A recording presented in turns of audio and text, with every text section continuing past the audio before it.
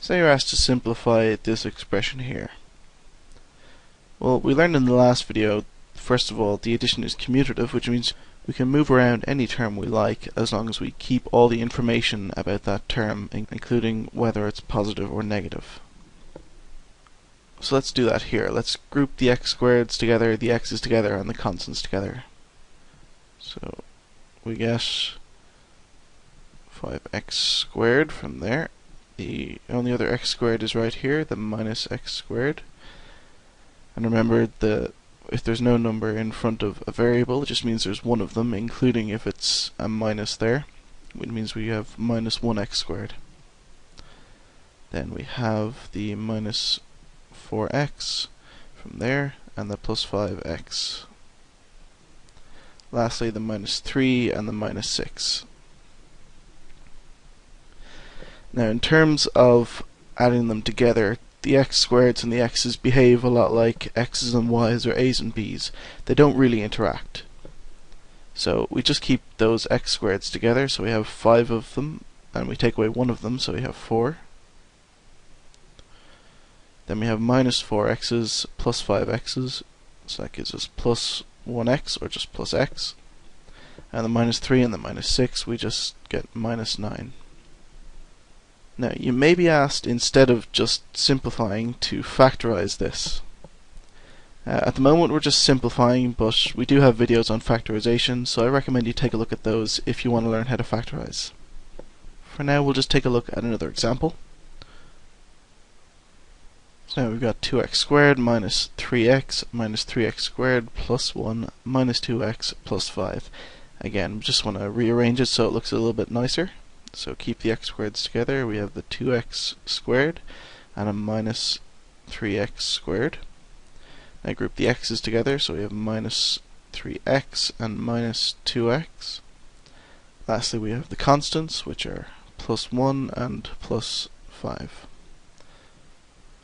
Simplify that, we can just add together the things that are the same. So in terms of the x squareds, we have 2 of them minus 3 of them. So we get minus x squared. Again, it's minus 1x squared, but we don't need to have the 1 there, just by convention. Then the minus 3x and the minus 2x will get minus 5x, and the plus 1 and plus 5 will get plus 6. In this example, we have a few new items to look at. First of all, we don't just have x squared and x's. This time we have a couple of different types of variables. We have the x squareds, we have xy's, and we have y squareds. Now, just like with the x squareds and the x's, even though these look kind of similar, they're all different variables, and in terms of adding and subtracting, we can't really mix them. So we just go with the same strategy we always use, where we group them together, and then we can add them a lot easier. So we've got the x squared there, and the plus 3x squared. Then a plus 2xy and a minus xy. And then for the y squareds, we have minus 2y squared and plus 4y squared. And from here on, it's the same as always, we just add the like terms. So we have 1x squared and 3x squared, so we get 4x squared. Then we got 2xy minus xy, so that gets us plus 1xy, or just plus xy.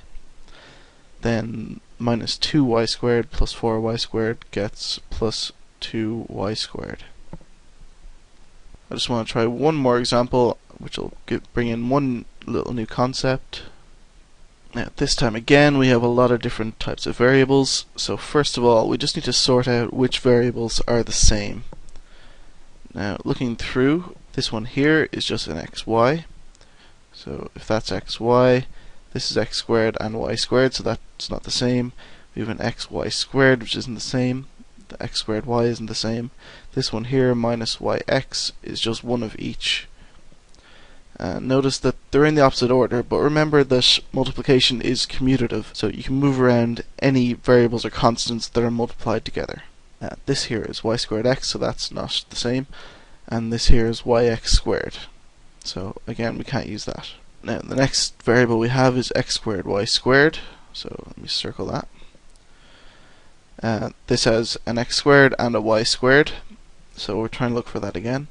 This is just 1x, this is just 1y. This one has just 1x, and this has just 1y. So this is the only variable of this type that we have, the x squared, y squared. Now, let's just take a deeper look at what we have here. This is xy squared, so it's an x times a y times a y. So there's one x in there, and there's two y's in there multiplied together. This one here is x squared y, so there's an x times y. In this case, we've got the two x's and we've only got one y. So these two here, these two here don't match up, so we can't add them together. Over here, we have a y times an x, and in this one we have a y times an x times an x. Now notice here that we have two y's and one x. That's exactly what we have in this term here, even though again they're in the wrong order. Because multiplication is commutative, it means we can swap the order. So as long as we have an x and two y's multiplied by each other, it doesn't matter what way we write it, they're always the same type of variable. So those two are the same. And again, here we got two x's and a y multiplied together. Over here we got two x's and a y multiplied together. Again, it's the wrong order, but we can just swap that around. So these two are also the same. So from then on, we just solve this normally. I'm going to put this 3x squared y squared first, because I know I don't have to do anything with it, and I like to put my highest powers first. Now I'm going to group the xy squareds together, so I've got minus xy squared and plus 5xy squared. Now, as I say, I've swapped the order of this just to make it look a little bit nicer. It has the same value, I've just made it look a little bit different. So next, I have the plus 2x squared y and minus 4x squared y. Again, just moving around the individual items within this term. Next, I have a plus 4xy from the beginning. Remember, even there's no sign in front of it, so we have to take it as being positive. And the last one is minus yx.